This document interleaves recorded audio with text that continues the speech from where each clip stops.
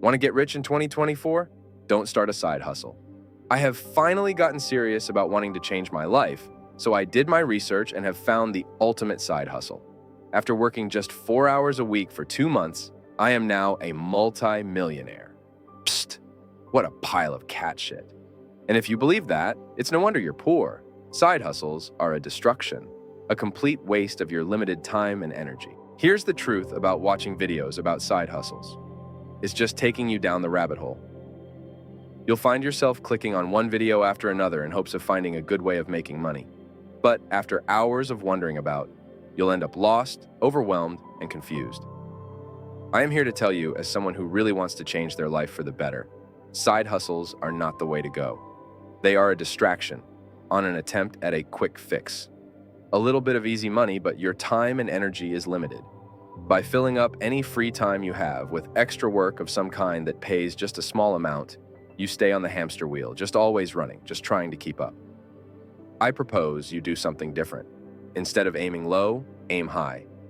Follow the quick and easy steps that we will discuss in this video to use your free time to build a business that can change your life instead of pursuing a side hustle that will just be a small supplement to your main job that keeps you on the hamster wheel. Here's a secret to starting a successful business. Secrets that get drowned out amidst all the noise and distractions of the how to make money videos. The truth in finding success in business really comes down to this one simple formula. Write it down and always keep it in mind. 1. Identify a problem. 2. Solve the problem. 3. Get paid. 4. Refine and repeat. Let's walk through this in a little more detail with some great examples of how regular people build thriving businesses by following this formula. Always remember, procrastination is a success killer. Procrastination is a negative momentum. Just get started already. Let's get into it. 1. Identify a problem. The world is full of problems.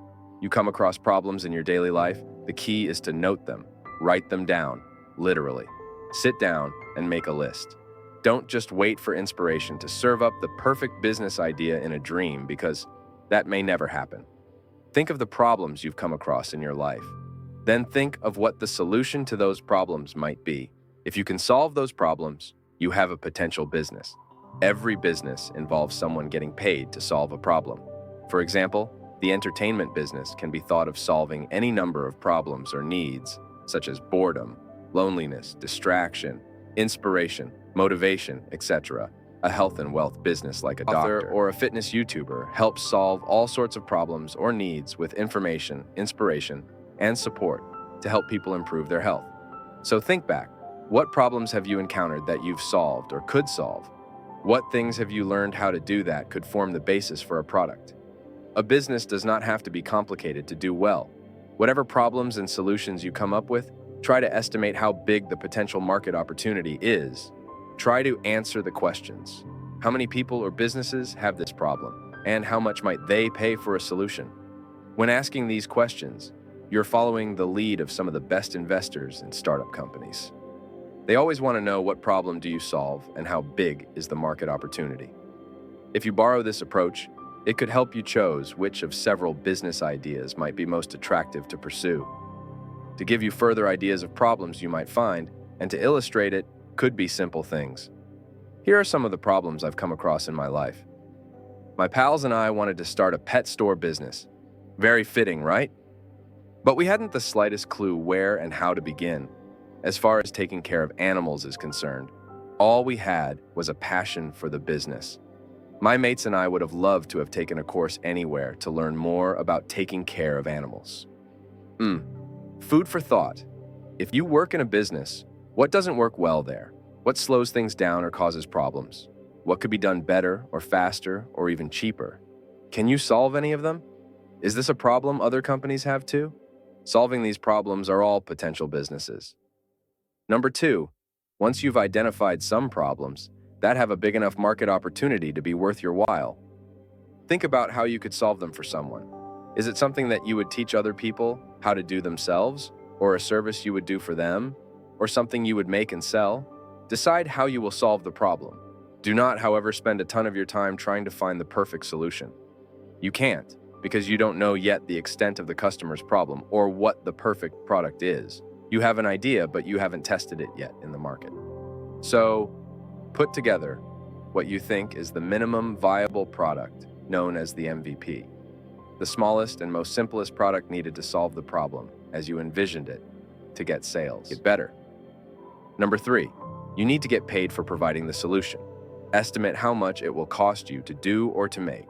Include all of your time and cost. Then decide how much you will charge for the solution.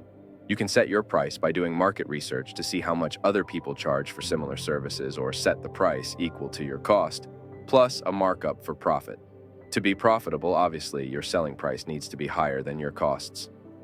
Be mindful, though, that depending on what you're selling, it might be difficult to determine the right price because it's not clear yet how valuable your product is to the market or what your cost will be. At this stage, particularly before you launch your service-based product, there simply may be too many unknowns. You may not know for sure how much it may cost you to provide the product or solution because you might not know how much time it might take you to do the work involved. You also won't know if the product is right for the market or if it needs a lot of changes, which could change cost, and you don't know yet how much value it provides to your customers. So at this point, just aim at setting a price that covers all your estimated cost, including a reasonable wage for your time.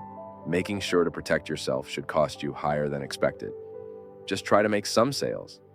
The product and pricing can be refined later. The purpose of the early stages of all this are to test the product and learn. Number 4, refine and repeat. This is where you work on the stuff that can make you rich. You've identified the product idea to solve a problem for someone. You've built a minimum viable product and got it into the hands of customers. Up until now, production of the product may be pretty manual and inefficient as you work with initial customers or get feedback from them if they bought a finished product. Learn from them and make the product better. Then you'll sell and deliver a better product. Over time, you'll keep learning, keep selling, and keep making it better. Also start thinking about how to scale up your production, about how you can make it faster and easier to produce and maybe even less expensive to make. You'll also learn better with the value propositioning to your customer, which help you in your sales and marketing and in setting a better price. This stage is where you start to make your business into a factory, where you produce more, better, and cheaper. It's in the scaling of your business where you start to leverage things, other people, processes, software, and machinery, depending on the nature of your business, which can help it become wonderfully profitable. Once again, the steps are: identify the problem, solve the problem, get paid, refine, and repeat. If you really want to change your life, don't waste time on side hustles. You don't see these wealth gurus doing it. Hope you found this video helpful and informative. Until next time, cats out.